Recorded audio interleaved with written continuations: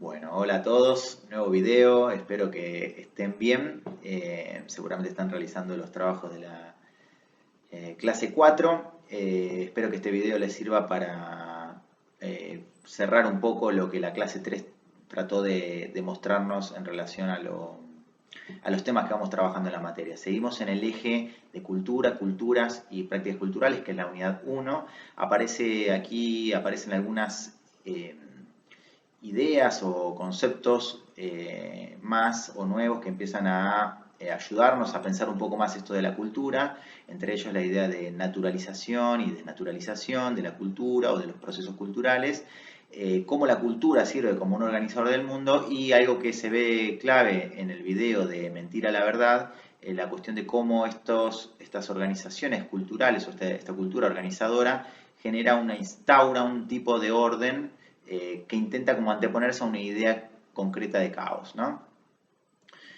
Entonces, tanto en la lectura de la clase como en el texto de Jorge González, lo que vamos a ver un poco ahí es una nueva forma de pensar la cultura, es decir, la cultura como ese elemento que nos permite organizar la vida, ¿no? Y nos permite organizar la vida sobre todo de una cierta manera, porque en realidad lo que siempre hay que tener en cuenta es que la cultura se puede organizar o la vida se puede organizar de infinidades de maneras, ¿no? La pregunta es por qué la organizamos de esta y no de otra, ¿no? Quizás una respuesta simple que nos vendría al principio es decir, bueno, en un país o en otro se hizo así y ya. Pero para comprender los procesos culturales, nosotros lo que proponemos es como ir un poquito más en profundidad de esas causas que establecen ciertos órdenes, ¿no? Y poder pensar que esos órdenes que se establecen son el orden de un momento dado, de un lugar determinado, y que está todo el tiempo siendo afectado por intenciones, intensidades, deseos, voluntades que quieren como modificar ese orden. Basta con ver los movimientos, ahora, bueno, estamos encerrados y no hay mucho movimiento en la calle, pero no por eso dejan de funcionar los movimientos de feminismo, por ejemplo, los reclamos históricos que uno puede revisar, no sé, los negros pidiendo que la esclavitud sea abolida, no sé, las protestas por el cambio climático. Digo, hay siempre todo un movimiento humano que trata como de instalar nuevos órdenes, ¿no? González nos va a decir en el texto, ahí hay una cuestión clave que es que la cultura como un organizador de la vida cotidiana, en un momento les va a dar como 4 características que tiene la cultura. Va a decir que la cultura siempre está presente en la dimensión humana, en la vida humana, que la cultura tiene una materialidad, que no es solamente una cosa que flota, algo imaginable. Digo, uno agarra, yo tengo acá, por ejemplo, un mouse, y digo, esto es un producto cultural. O sea, si no hubiera una tecnología llamada computadora y encima, bueno, es un tipo de mouse, ¿no? Con un cable USB que tiene un cierto tipo de tecnología, porque no siempre las computadoras tuvieron ese tipo de tecnología o ese tipo de desarrollo, esto no existiría. O sea que con esto podemos hablar de un montón de aspectos culturales. Podemos hablar de cómo se vive en una época, de cómo se comunican las personas en una época, de cómo se transmiten conocimientos en una época, de cómo se entretienen las personas en una época, digo, un elemento chiquitito, y todo eso habla de la cultura. Y luego va a decir también que la cultura, bueno, la tercera cuestión es que la cultura no es algo ahí que está como supeditado o por debajo de ciertos otros aspectos más importantes como la economía, sino que la cultura es clave para pensar esas cuestiones. Y además va a decir, hay una cuestión clave de la cultura que es la cuestión sígnica, o sea que la cultura significa algo, representa algo. O sea, ese modo en que organizamos la vida, que es la cultura, tiene una significación, una valoración. Entonces, la forma en que se organice la vida en un lugar, en otro, es más o menos valorada por unos grupos que por otros. Y ciertos grupos detentan el poder, o sea, son los que, y ahí nos vamos metiendo un poquito en lo que va a ser la unidad 2, pero son los que deciden muchas veces las reglas, las formas de organizarse, ¿no?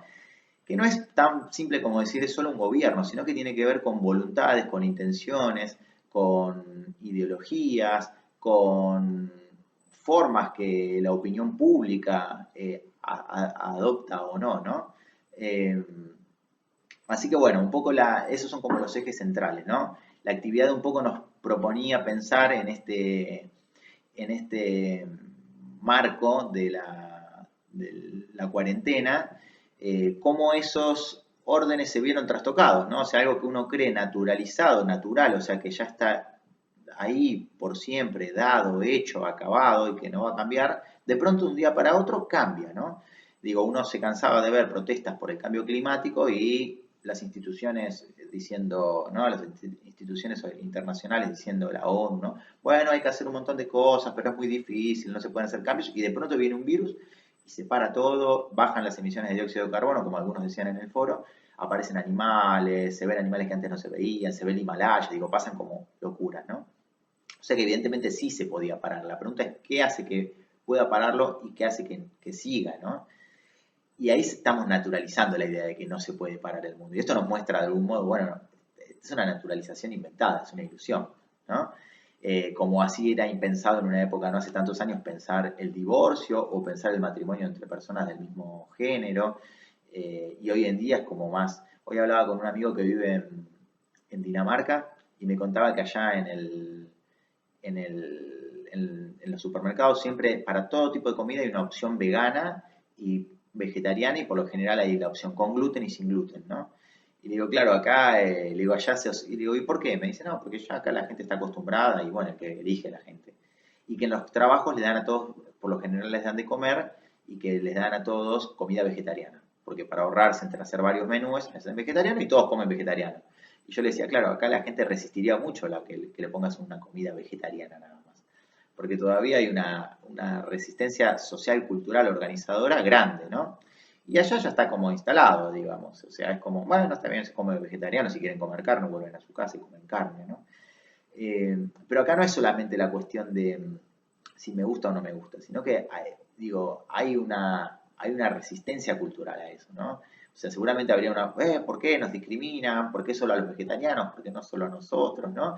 Digo, y de eso un poco está hablando esta clase, de cómo se instauran los órdenes y cómo los naturalizamos y cómo están todo el tiempo tratando de ser trastocados. Todos esos ejemplos que les traje y los casos que ustedes nombraron, el uso del barbijo, la cuestión de, yo leía y me preguntaba, digo, realmente, bueno, a la próxima, cuando esto más o menos merme, ¿no? Baje la cuarentena, cuando uno se enferme, ¿se pondrá el barbijo para cuidar a otro? ¿Qué haremos, no? Eh, realmente tendremos ese cuidado para con los demás. Estaremos más atentos a nosotros, como decían muchos, ¿no? Bueno, ahora me dedico más tiempo a mí, ahora que estoy acá adentro, volveremos a olvidarnos de nosotros, lo mantendremos, ¿no? Bueno, por lo menos vimos que se pueden hacer otras cosas. También mencionaba mucho la cuestión de la economía, cómo esto está afectando a nivel económico y que seguramente traerá nuevas formas de lo económico. Digo, el capitalismo no siempre existió, el consumismo no siempre existió, digo, hoy los modelos económicos están muy basados en la cuestión consumista y ahora estamos como consumiendo lo mínimo indispensable. Entonces, y de hecho, donde pareciera que lo único que necesitamos es, bueno, un techo y comida, ¿no? Con que tengamos eso, en esta cuarentena, que no nos agarre nada de salud, estamos cubiertos, ¿no?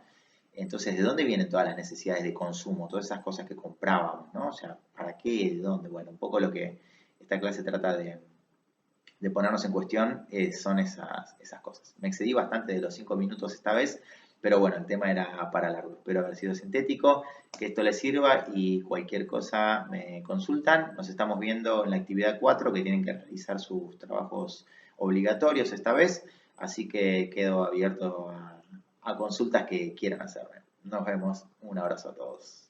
Chao.